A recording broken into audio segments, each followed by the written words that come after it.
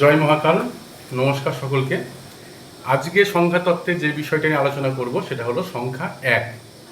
এক মূলত রিপ্রেজেন্ট করে সূর্যকে। সূর্য মানেই প্রতিনিধিত্ব, সূর্য মানেই অহংকার, সূর্য মানেই নেতৃত্ব। এবারে যাদের জন্ম তারিখ বা ডেট অফ বার্থে এক সংখ্যাটা এক বা দুইবার আছে তাদের, আর যাদের এক সংখ্যাটা তিন বা চারের অধিক আছে তাদের জন্য তাদের লাইফে কি কি হতে পারে। তাই ভিডিওটা সম্পূর্ণ দেখবেন, লাইক কমেন্ট শেয়ার করবেন, সাথে থাকবেন। প্রথমে বলি, যাদের জন্মবারে এক সংখ্যাটা এক অথবা দুইবার থাকে তাদের জীবনটাতে একটা ব্যালেন্স থাকে, তারা খুব ভালো শ্রোতা হয়, তাদের মধ্যে একটা আদর্শ ভারসাম্যপূর্ণ জীবন দেখা যায়, তারা সুন্দরভাবে কথা গুছিয়ে বলতে পারে, তাদের মধ্যে নেতৃত্বের একটা আভাস পাওয়া যায়। অপরদিকে যদি এক সংখ্যাটা তিন অথবা চারের অধিক থাকে তাহলে দেখা যায় অনেকটা নেতিবাচক বা খারাপ দিক।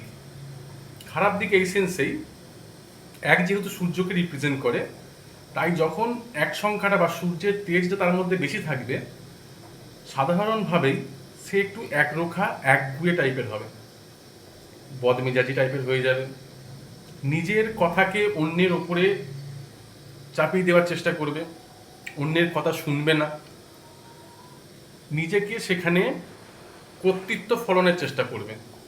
সেটা সে সংসারে হতে, ফ্যামিলিতে হতে পারে, কর্মক্ষেত্রে হতে পারে, বা বন্ধুদের মধ্যে আড্ডাখানায় অন্যের কথা থামিয়ে দিয়ে সে নিজের কথাটাকে প্রেসারাইজ করে কথাটা বলবে। এটা হলো এক সংখ্যাটা যদি তিন বা চারের বেশি থাকে, তাদের মধ্যে একটা অহংকার সূচক ব্যবহার লক্ষ্য করা যাবে।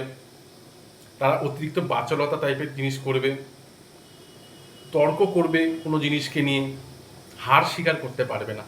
সবচেয়ে বড় কথা হলো তারা হার স্বীকার করতে রাজি না, তাদের মধ্যে এক সংখ্যাটা বেশি আছে।